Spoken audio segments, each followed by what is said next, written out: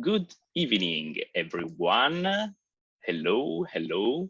My name is Simone, and I will be the moderator for this interesting event tonight, which will bring us behind the scenes of Locksmith and DNEG's first feature animated film, Ron's Gone Wrong. Tonight we have some very special guests who will answer our questions, and we discuss different steps of productions which brought this feature film to life. We have as lead character TD, Toba Siebzener. Welcome. We have our VFX supervisor from DNEG, Philippe, Denis, animation director Kapil Sharma, and last but not least, JP Jean-Philippe Vine, the director of the movie. Welcome so much, guys. Welcome, and it's so great to have you here tonight. Having us. No, thanks for having us. So let's jump in. First of all, this is a film of many firsts, right? Is first time directing a feature film for you, JP, right? This is your very first experience with a 90 minutes film, and it's the first animated feature for DNEG as well as for Locksmith. So it was a big experimental process, I guess. How did that affect how you approach this project? And you know, how was this first time experience for DNEG and Locksmith? Let's start with the JP, and then I'd like to hear also from Philippe, Denis. Cool. One of the reasons I was really drawn to working at Locksmith, working on this movie, was a lot of the reasons a lot of people joined the project was people that like to build new things, especially. I was working at Pixar at the time and really enjoying it and really learning a lot, but also very aware that I hadn't been at Pixar near the beginning of the company. And there's a certain thing in certain people's DNA where they want to build something new and be part of building something new. So I had worked with two of the founders of Locksmith and my directing partner, Sarah Smith, and my producer, Julie Lockhart, at Aardman before, and we talked about this story very early on of the movie. It felt like it had the DNA of a classic movie, but had a contemporary edge to it. And Julie and Sarah was super keen on building like an incredible team around the movie. So that was, you know, I was leaving a dream job, but really excited to come and direct my first feature at Locksmith. And you know, we had to figure out, I don't know if you guys have all seen A Close Shave, the Wallace and Gromit movie, but when Gromit's laying track on the front of the train in the final chase, that's pretty much what it felt like a lot of the time. But we really tried to have a really close handshake with Philippe and with Kapil, with our rigging team, with Toba, with all of our key people at DNEG. So it felt as much as possible like the same studio. We didn't want it to feel like a client-vendor relationship. It felt like storytellers trying to make the best movie they could possibly make in London with this international crew. So that was awesome. And I have incredible memories of working, you know, building the characters with our anim crew, working with incredible lighting and surfacing. So it was, you know, we were completely delighted with what DNEG brought. It was also built on a foundation of a really killer art and design and pre-production team at Locksmith. So, you know, I think creatively, it really was a beautiful, seamless process. there was definite glitches and hitches, as you'd expect. You know, we were going to be the second feature at DNEG, so we were like, great, the first feature is going to take all the hits, they're going to all the kinks, and we're just going to slide in, you know, once it's all like perfect. But it didn't work out that way. That's fine. We were the first feature, so all of us were trying to figure each other out and learn as we went. But you know, aside from the expected kind of glitches, it became a really you know, gorgeous partnership that was really focused on the film. So great. Yeah. So you became the guinea pigs with this film. Yeah, we were definitely the guinea pigs. It's incredible the result you managed to achieve being the guinea pigs. Well done, well done. I would like to hear from Philippe and also Toba and Kapil. I think all you artists from DNEG could answer this, but how did DNEG's pipeline had to evolve in order to bring this movie to life? What new tools were created or developed to achieve these stunning visual results? Well, I think the way we looked at it, so it was a first, and I concur with JP. I think the attraction for me, because I spent 20 years at DreamWorks Animation, and the excitement was, I came here, I met with Sarah and Julie from Locksmith. They pitched the idea. I was like, I'm starting something with Locksmith, and they moved here. I met people from DNEG, then always look, with big eyes, because they're really leader in the VFX world. And the script, and we spent a week here, and it was really exciting to get started on that and to hopefully bring something to the table by the experience then I acquired, but also learn. It's like, bringing all those people that we had, because at Locksmith, and the nice part for me was like also work very closely, really at the beginning with JP and David Pierce was cinematographer, Aurélien Prédal, production designer, Nathan Crowley. So that was really, it was very a close team. And there at the same time, we were developing looking at the pipeline and developing the pipeline. So I think what we focused on, instead of just thinking about pipeline, we talked more about processes and how we wanted to work. I mean, clearly DNEG has a pipeline. They make amazing visual effects movies, really very pushed, with an amount of detail that we don't put in animation. But the process is slightly different. And the big thing, I think, for us is in animation, we think our metric system or metric basic is really the sequence. And so we approach everything at the sequence level from the design standpoint, but after really when you go into the shot work, which is animation, character effects, crowd, lighting, and so on, you work at the sequence level.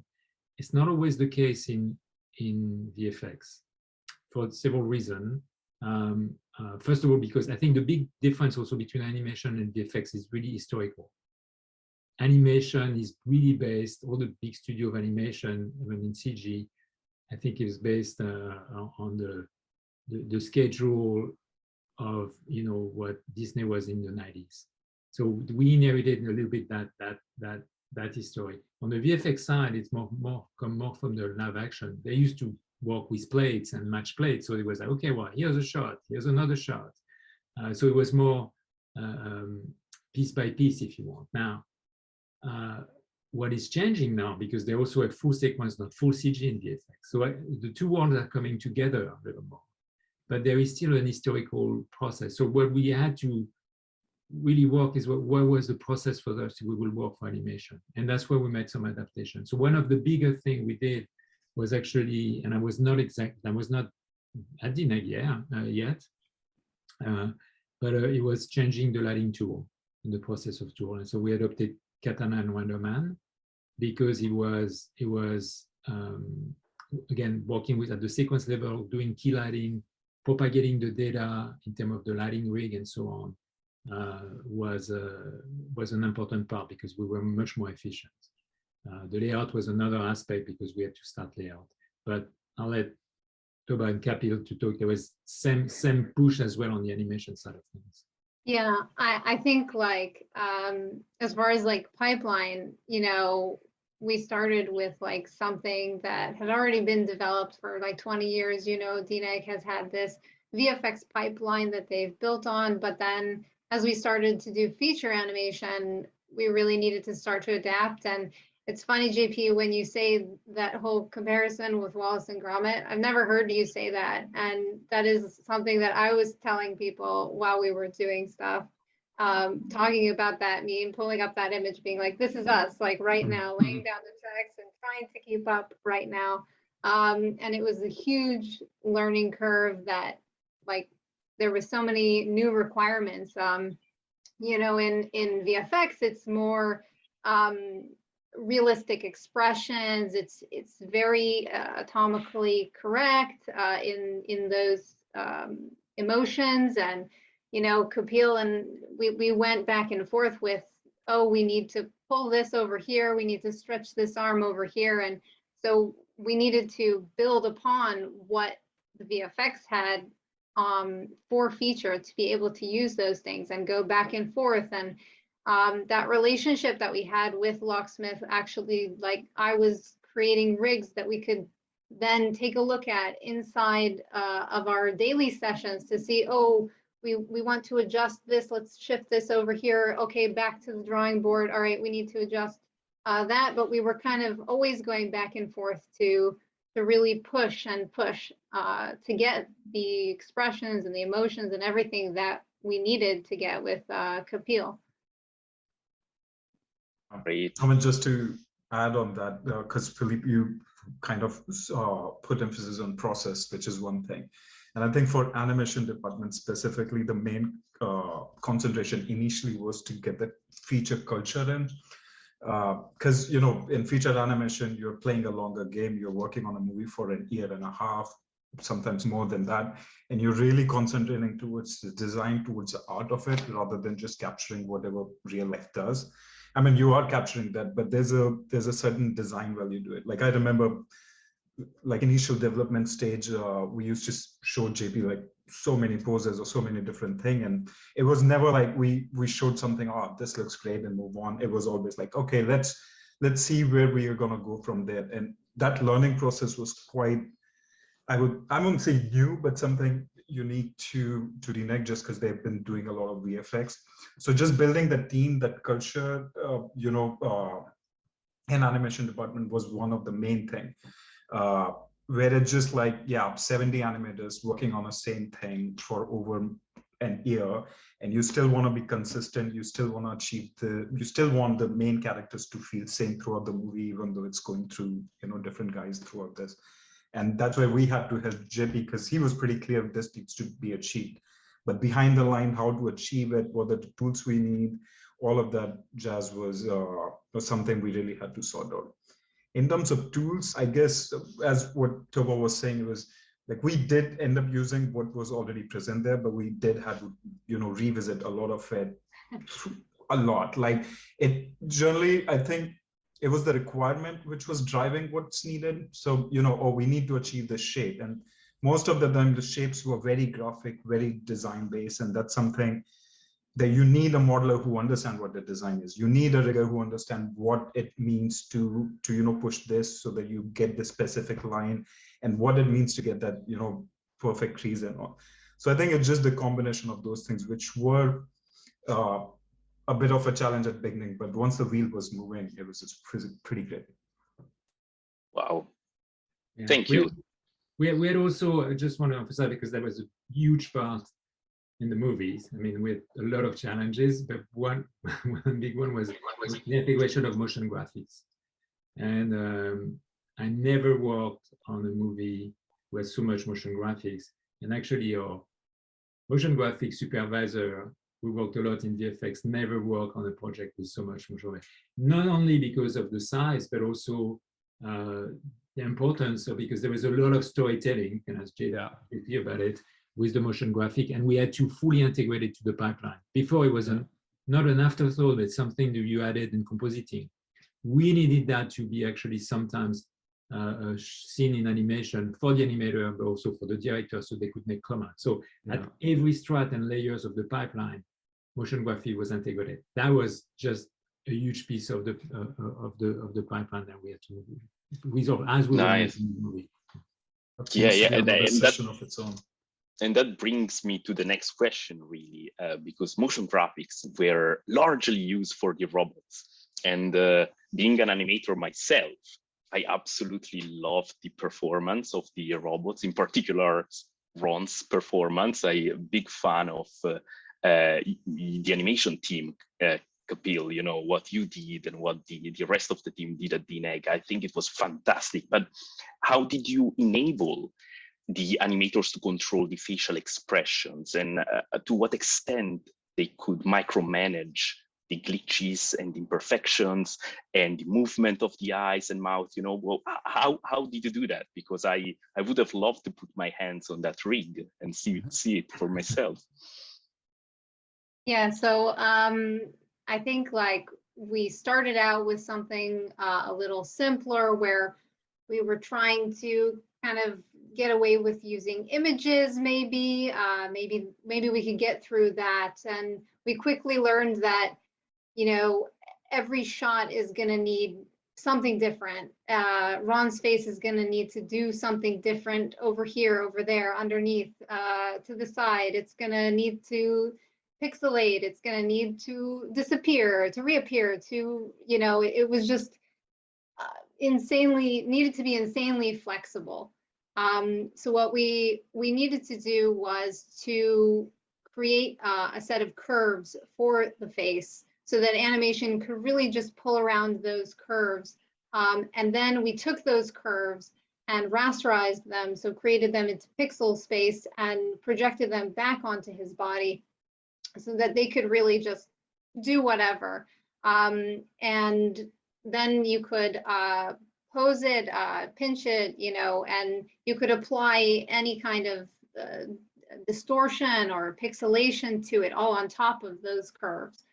So it gave us this flexibility to, in any shot at any moment, for them to change the expression and just kind of just be anything that it needed to be. Yeah, I mean, just to add, Ron probably had to be like the most successful back and forth between two departments, because he needed to be simple and broken, and that just makes it, like anything which needs to be simpler becomes quite complicated, because you want to make it impressive. For that, you need to know everything about it before you can make it, you know, something moves simple but feels broken and has glitches and all. And it was Stephen Meyer, one of my friend, who was swooping and leading Ron. I think JP, he worked a lot on the glitches with you. Yeah. We had certain animators like Ranjit and few guys who initially got the glitches. Like it needed to be really designed. And I remember, I think there were dailies where JP, you end up drawing, like, you know, bunch of the glitches, and we just needed to achieve those. And we'll go back to Toba is like, okay, so we might need this another one, which needs to be hidden. So he probably was the most successful to me in terms of, you know, how we were able to bring him to life, working so many different things and still being able to, like, to me, Ron has the best performance in the movie as well. Like he comes off so likable, and you really feel his graph from being broken, not knowing anything, to really growing and becoming a friend, what you would require. And you'll be surprised on each stages how much work was done. Like, you know, working with JP all the time is like, okay, glitch needs to be a bit different at this point, because now we want to sell that he has learned something new or he has gotten something new. So things like those became, it was just interesting. It was really interesting back and forth between, you know, creative side, then technical side, then Toba really understanding, oh, so you need this to achieve this, and that's the reason why. Like, you really needed to know everything. You can't just jump in by just like one word request.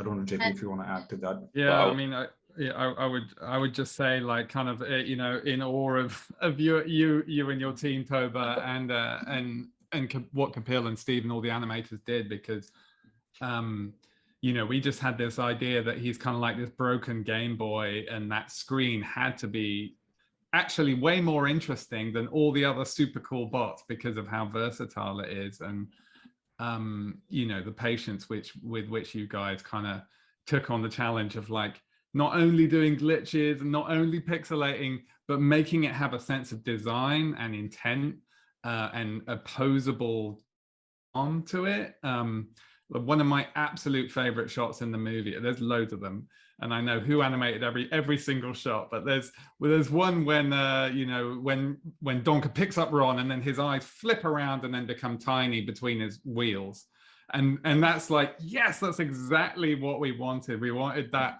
completely unpredictable, charming detail to pop through. So you know, it was a massive effort to get it feeling right. And that, just to add to this, because I love that shot as well, because when I saw it, I was like, wow, that's a great idea. But I think what was great about designing the rigging, also the development has been like R&D actually to get the glitch. Actually dive in, actually, you know, wrote some code to do that. But always the idea, because when I read the script, I was like, how are we gonna do all those bots with all those skin? I was like, it needs to be done in animation. But what was achieved by Toba's team, you know, is having the tools flexible enough so that artists can actually come up with ideas as they make the movie. And you know, so that JP's idea, Kapil, Steve, I mean, all the, you know, and he becomes so fluent, then they become so fluent that they can create and make things that we didn't imagine. Because I remember we had a contact sheet, a face, or with all the face. You start with that, but then after that, you guys developed it in animation with showing to you, JP, and even feedback and all this stuff. So you know, you start with something, you start with a plan, but then you need to have something flexible enough so you can create, you know, and develop more. And I think that was successful as well. Yeah, I think like what was kind of crazy to think about is like, it's a new technology that you have to figure out and kind of engineer even. You know, how does a round screen look? How would the pixels move when it comes around and to the top and to the bottom? And how can we make it feel like it's really wrapping and sitting correctly and not just like some you know, flat image that you're just putting onto that surface? How can we make it really just feel integrated and feel like it's crawling on the screen? And that was also like a very big part of this development, was imagining what this actual piece would be like in real life, which was really fun to dream, I guess, this technology. Yeah, it must have been so much fun to come up with gags and jokes for the robots and for the B-bots, thinking, you know, how flexible, and the fact that there were not many limits when it came to their, especially Ron's facial expressions. I wonder how was the, you know, how you came up with idea, JP? Could you tell us a bit, you know, about how the humor in the story department was approached? And yeah, I mean, we were basically, the whole story kind of originated out of this idea of what's kind of happening to relationships in this era of social media, and what happens when all our everything we like and everything we care about kind of also gets filtered through this algorithm. And that was, you know, that was a world that we wanted to play in. And so the bots were kind of, they were meant to feel like a very potentially, you know, something that could happen, kind of a contemporary sci-fi movie. You know, we wanted to set it in our world, and make this feel like something that, you know, Apple could design, or you know, a Silicon Valley company could design. But you know, the main, you know, the whole movie is kind of driven by the comedy of two completely quirky kind of outsiders outside this beautiful world of glossy kind of friendship. So for us, that was the comedy. It was about how can we make Ron feel as broken as possible, next to these incredibly slick, beautiful machines, you know, the other bots. So he was, you know, everyone's kind of drawn to a clown. You know, we talked about Buster Keaton, and we talked about silent comedy. We talked about Chaplin, and for us, that was really interesting, because he's kind of got this face that is much simpler in a way than all the other bots, but you project your response emotionally to the story onto that face, you know, and you kind of draw things out of it. So we didn't want it to be complex and in that sense, because there's a beautiful simplicity to that kind of hopefully will just draw the audience in and get them to feel things, you know, because and on is that we talked about this a lot. There's a lot of movies which is about robots which get a soul at some point, and it wasn't what we were interested in saying. You know, we wanted to have the audience watch this robot's code, his way of thinking, literally be built through the movie until it reaches this kind of independence that discovers its own way of doing things. But so there's a funky logic going through, but we tried to make it the logic of a 12-year-old kid, you know, and not a computer science. Yeah, so it was those things. It was like, how can we look at things in more of an absurd way, more of a surreal way, and think of Ron as a total clown. How does he do social media? How does he share a photo? Well, he steals a Polaroid from the kitchen and shares the actual Polaroid. You know, like it was trying to find ways of coming at things completely, you know, in a left field way. Yeah, but it's incredible how good storytelling can make even a very simple and stylized clown feel so emotional and so touching.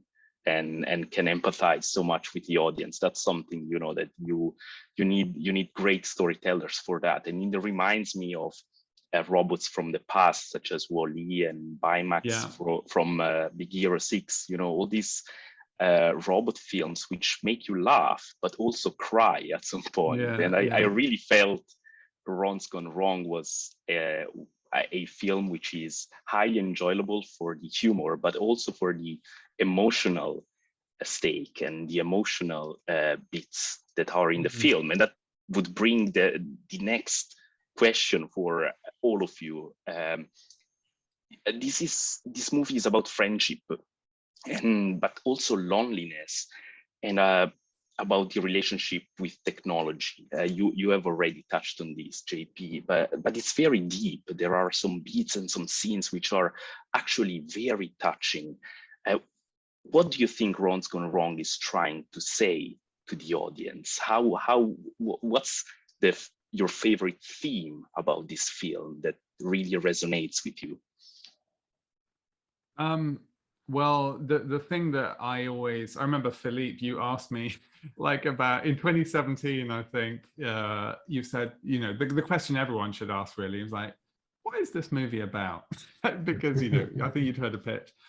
And I remember saying, well, it's about loneliness. It's about how we deal with loneliness and how we perceive ourselves when we feel lonely, and how, you know, how that's out by seeing ourselves through the lens of social media, you know. So but you know, the thing that we're really trying to say is what is a healthy friendship, and that was the thing that we always tried to carry through this relationship. So you watch Barney as a main character trying to get what he wants from Ron. All he wants is for it to be a good Bebop that will help him do something and make friends.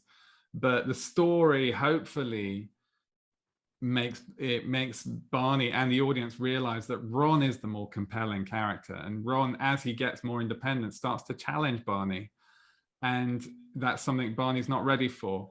So for us, we were trying to build a model of relationships that is messy and kind of beautiful.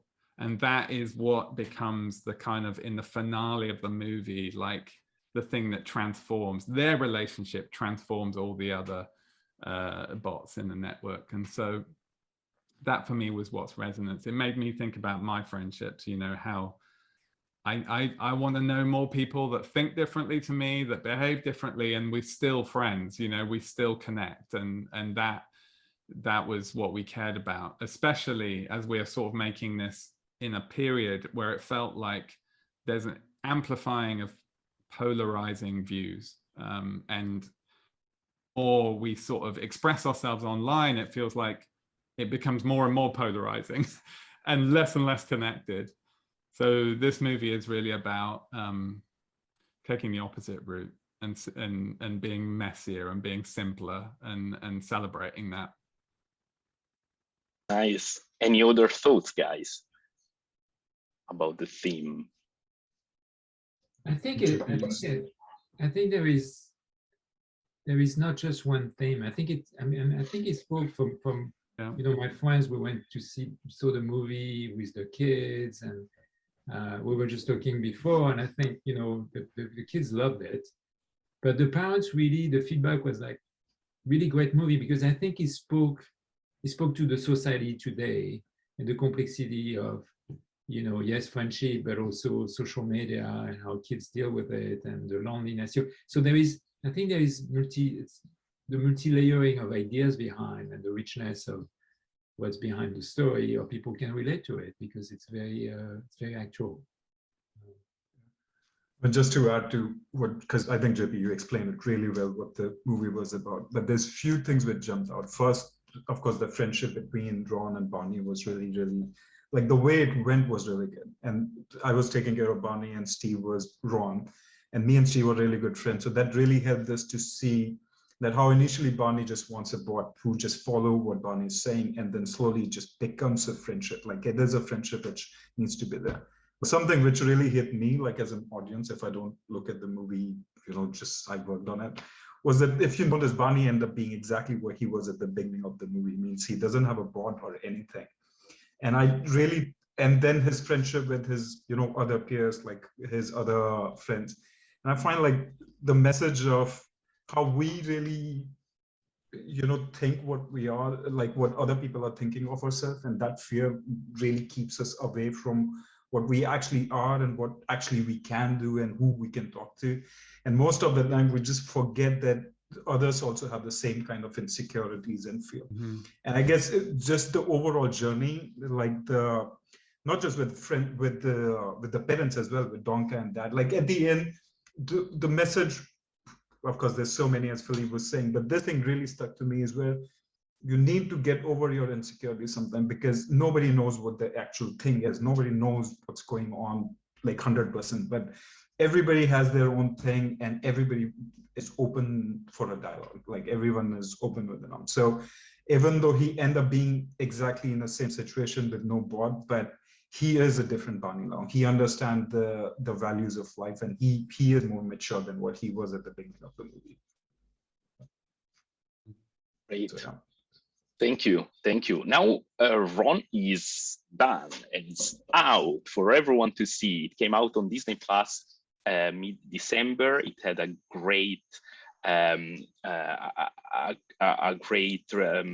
resonance on Disney Plus, and the feedback was really well received. But and it's also, I wanted to mention, it's also longlisted for the BAFTAs and is on the list, is been a candidate for Best Production Design for the Annies. But now it's done, the film is done, and I know DNEG was expanding the animation division and start new projects during Ron, which you are probably working and sweating on as we speak, right?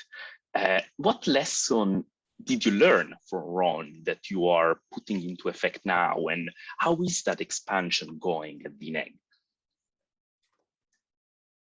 Well, we learn a lot. I don't, you know, it's like when every project you learn. Since it was our first one, clearly, you know, there was a bunch of check mark. I mean, you know, when we developed our pipeline, again, we focused on the process, but because we were making the movie at the same time, you know, it's like building the car and driving it at the same time.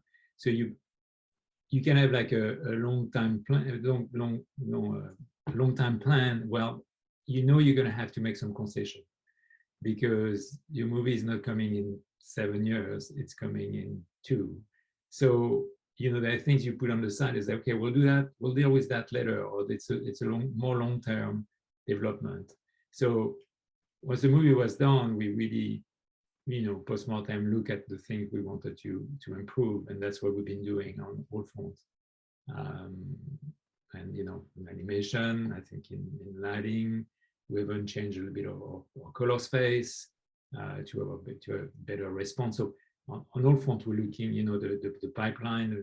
We adopted part of the USD pipeline for mostly for generics, and there it was the right way for us to go for environment. So now that was the next step. We could not do that on Run because there was too much of a development, but we definitely started to make the ball roll on Run using USD for the developing the generic character. It was a big challenge for us. I mean, we have a lot of crowd, and they're very complex crowd because they associate between the bot and the kids. You know, and they have like color codes. There is a bunch of things that we had to deal with, which was very specific to Run. So yeah, we keep on developing, you know, and each show, also what's happening now at DNEG, each show are very different from an animation design look point of view, which is really exciting because so you take the core and then you have to develop particularity for each visual and you know, and still to bring back together so we can, you know, develop but that's what's been so exciting after Run is actually we have shows where very different look. Yeah, I think I would also just from the Ron's experience, it's just as I said at the beginning, just adding the culture to DNEG of feature animation is something we learned greatly, especially the collaboration and things like that. Like, you know, I think JP being in the building and animators have a direct access to him, talking to him talking to them feeling the ownership of what they're doing. They're really like, it's overall just how we were able to build a team by the end, which was quite solid.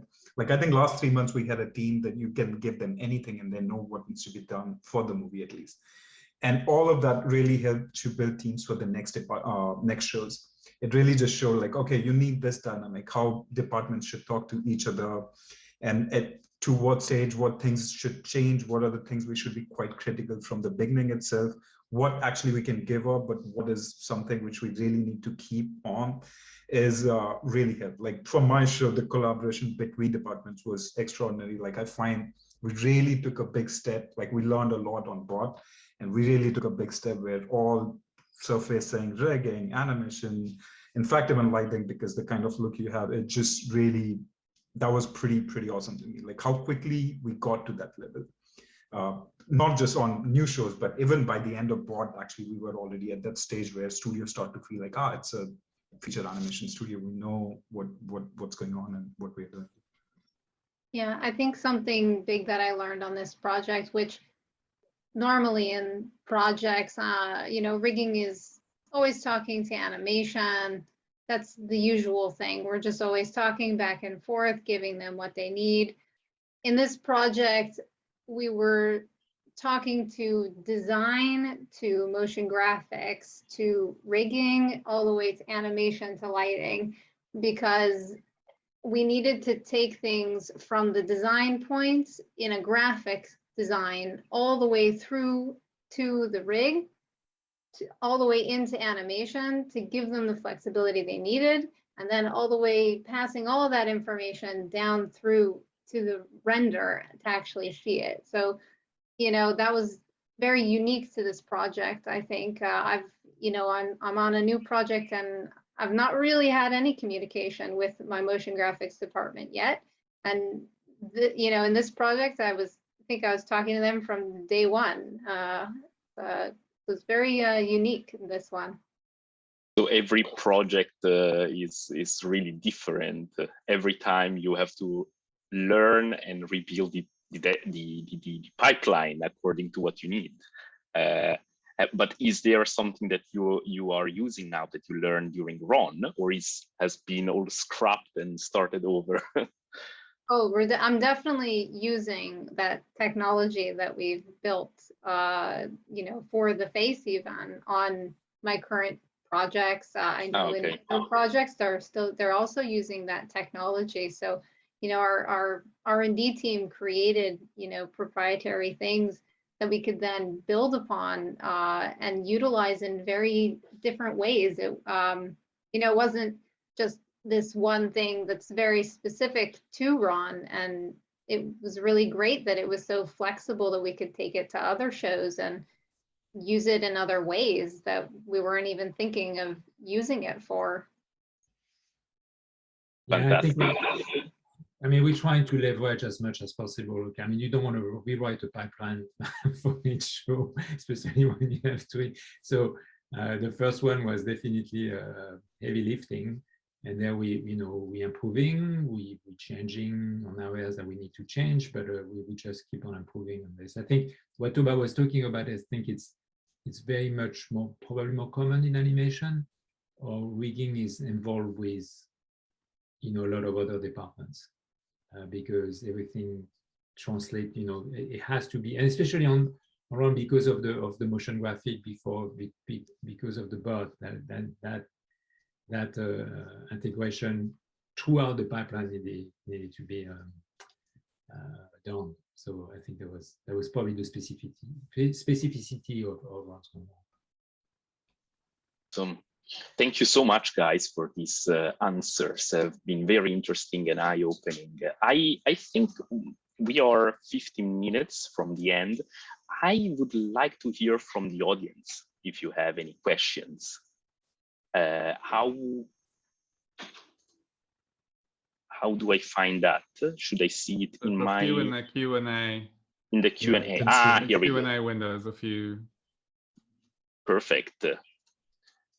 So first question, what's the next animation movie you're working on? Is there a sequel of Ron coming? Maybe you cannot answer this because of NDAs, but is there anything you can say when it comes to Locksmith or DNEG's feature animation? Well, I'll speak up for the Locksmith side. We definitely are talking about stories for a sequel, but I can't. There's nothing announced or concrete at all. But it's something we're in story on. And our next movie is actually a beautiful Christmas movie, going to be directed by Simon Otto of DreamWorks, How to Train Your Dragon fame, and they're building an absolutely beautiful movie by Richard Curtis, who wrote Love Actually and a million other gorgeous movies. So that's, and then we're in development. So we're on the hustle, making new stories. So that's my job, get another movie greenlit this year. No, Sad, I think we have several movies. I can talk about the movie I'm working on because it's been announced. It's a production for Paramount. It's called Under the Boardwalk, and it's directed by David Soren. And in the last 6 months of production. About this one. Yeah, it's a fun project. It's great. It's great to work with David. We have other projects. Kapil, I don't think you can speak about it. Yeah, I know, I can't. Sorry about Let's that. not get in trouble, guys, but I can't wait to watch them all and to see what you guys are working on. Actually, on that question, I do want to add, just from the DNEG side, is I think we're currently on 3 projects, and all 3 look so different from each other in terms of the look. And that's what's surprising to me, because there was a time all of us were working on one movie and we just, really laser focus on that. And just from that to directly jumping on doing 2-3 different styles is quite exciting. It's really good. There's more than that. I think more than 5. Oh yeah, I mean, I'm not counting future, but yeah, it's around 5. It's good for a studio to keep being flexible and to experiment with different styles. Otherwise, it becomes a copy of itself. So I'm glad to hear that you guys are experimenting with different visual styles. We have a question from Belgis. What are the top 2 things you like the most about the film? And what one thing would you change? Let's start with Toba here. Sorry, my top 2 favorites? Is that what you said? Or your top favorite. and what would you change if you could? Pressure, Toba. Just say whatever you want to change. Yeah, no, I'll mute pressure myself. with We have to forget that film Jenny's there. and everyone who worked so hard. I think like my favorite part is probably the end of the film. Spoilers. But I would get very emotional in that end bit where he kind of sacrifices kind of himself, and it just always gets to me every time because he's just so like innocent. This warm-hearted character is just sacrificing himself, and it's all going to be so good in the end. And then you kind of see him everywhere, you know, in that scene with everyone on the playground, and it just always made me so happy that he still lived on, even though he was sacrificing himself. To change,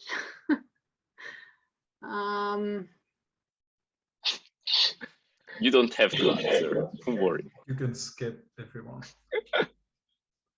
I really don't know. Nothing. The film is perfect Yeah. as it is.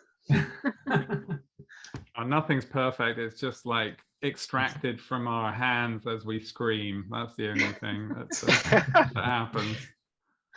Well, I can't say what I would change because I haven't worked on the film, but my favorite thing of the film is Granny dancing with Ron on top of the table while he's wearing the underwear on top of his head. I think that scene is the best for me. What about you, Philippe? What was your favorite you know, part of the film? It's funny because, you know, I work on the visual side of things. So you know, it's a long process, and it's always great to start. You know, you work for a long time on a sequence, or after a while, a few sequences, but and then you start a new one, and then it comes to a place. So you know, it kind of my heart changed throughout the movie, and so visually, I love the bubble. The bubble store, because it was a great challenge. It's a very complex set and there is a lot of things. But I think my favorite part of the movie is when Ron and Barney kind of go hide in the forest. This moment of the two together, you know, that relationship, that connection, I think that's what, you know, that bond, that's really what the bonding, I mean, it occurs before when he's teaching him and so on. But that moment on it together, and I remember it was playing when JP, when you play it in board, we were like, oh my God, there was just a moment where it's just you take a pause and you breathe, and that's probably the part that I like the most in the movie. Yeah, that's true. That's something they do very well in Japanese cinema, for example. If you look at Studio Ghibli or anime films, they have this moment of breath. This they call it ma. It's the moment of ma, of pause, and you did it very well in that section in the forest. I think it reminded me a bit of Japanese animated films, actually, and I think it was very successful. That's great. It was definitely our intent, because we knew one of the things we are really conscious of is that the potential fatigue that the audience might get when they're kind of either there's tons of story content, you know, or there's a giant riot that happens literally just before that. And one of the biggest things we try and focus on as storytellers is that rhythm, and knowing how the audience kind of needs to settle with the characters. And it had a kind of thematic thing which was about breathing, which was about separating yourself from the noise. And you know, I feel if I was to say what I would change is actually I'd want a bit more of that. I love it. I love beautifully observed, you know, stillness, like the kind of thing you get in a Ghibli movie. So there, more of that, and also the moment that Toba pointed out when Ron goes into the system, it actually was an entire sequence at one point, which we binned for a bunch of good reasons, but then there was also just I wish there was more of it, of that kind of explosive light show that happens. but a lot of these things in editorial, it's about it's killing your babies. You know, sometimes, you know, you're just trying to like go, okay, that has to happen, you know, one of them's got to go. So yeah, so Yeah. for me it's about having the time to indulge those moments a bit more. Great. We have an anonymous attendee asking if there will be the art of book Ron's Gone Wrong. Are you planning, guys, to release it? I'm really glad you asked that, because I think our art team were exceptional and they've really done an incredible job, and I'm super proud. I'm proud that they got nominated for Annie's as well. At the moment, we're still in talks trying to see what we can do with the art book. If we can't do a print version, we'll release a digital version, which could be, you know, a special that will be released. So just keep an eye on this. But I really do think one of the things that really excited me was the sense that we didn't have to go to America to create you know, a film that looked this good, because there's so much talent here in Europe and here in London, and we also had a bunch of brilliant, you know, North American artists as well. But it just was, excuse me, that's my 10-year-old. It was super exciting to just bring all them together for this movie. Or you should if buy. it's releasing. Sorry, just wanted to add, because I'm a huge fan, and the art is so, like, what you see in the movie is pretty much maybe 20% of how much art was actually done, like in terms of design and how much things we get to see. And man, it's I feel I'm better educated after that movie in terms of the design and the, you know, the sense of appeal. It's just because the amount of art was done and how well it was done. Fuck, I would love, JP, if you guys are doing it. I would totally get that book. Oh yes.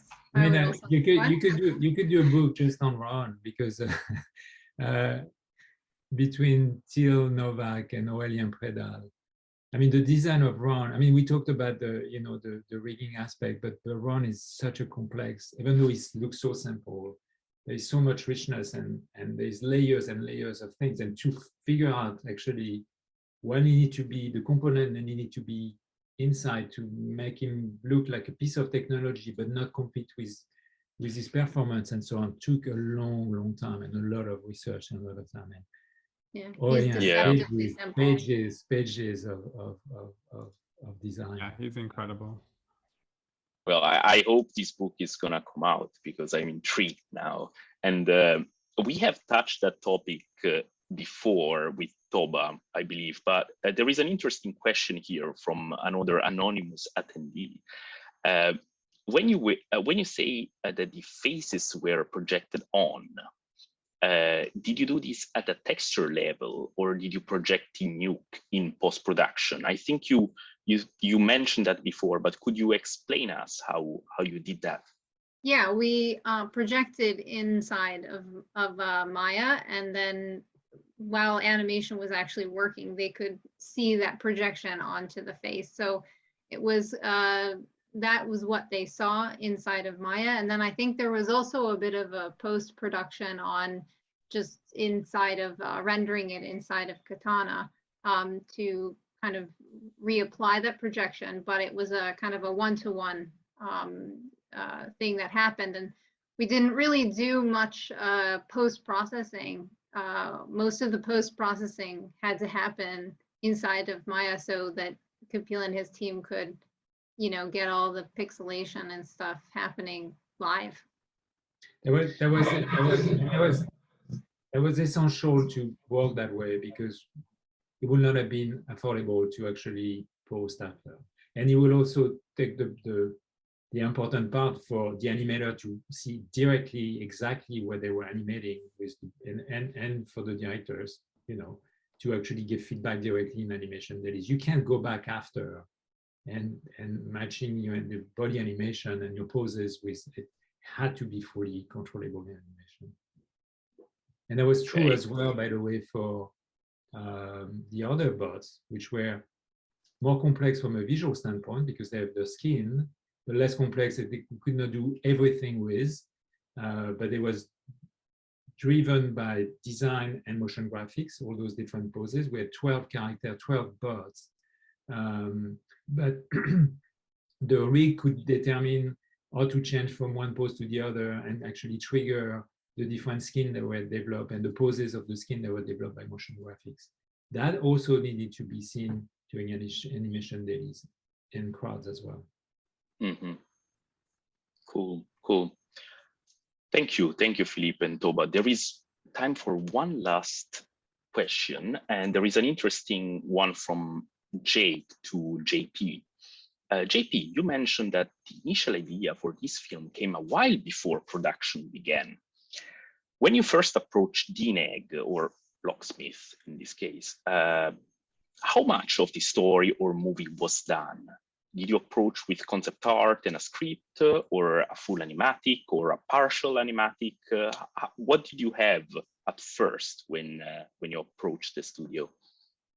Well, we originated the story at Locksmith. The story was written by Sarah, my co-director, and Pete Bainham, her writing partner. They wrote, well, Pete wrote great things like Borat, and they wrote After Christmas together. And we took the story and basically developed it into a pitch with kind of beautiful images and gorgeous animation tests of the robot, because we really wanted to make sure that when people saw the pitch, they could see how exciting the robot was going to be. So we literally got a genius animator to just kind of help us develop that, and then wrote the treatment. And that was, that's the story in kind of, 15-page form. And then we went to pitch to studios, and the first studio that we worked with was Paramount. We built our slate of features with Paramount.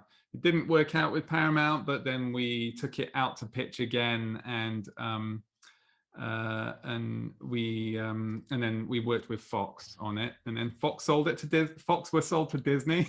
So we had this kind of roller coaster through the production.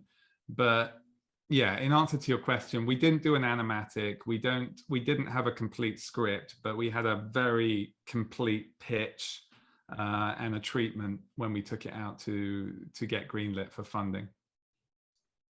Awesome. Thank you. I think it's about time to wrap up. It's been very interesting. I want to thank our speakers so much. Thank you, Philippe, Toba, Kapil, and JP. It was really appreciated to have this time with you. I hope the film is going to do great at the Annies and at the BAFTAs, fingers crossed. It has already received a very good response on Disney+. I wish the film a big success in the future.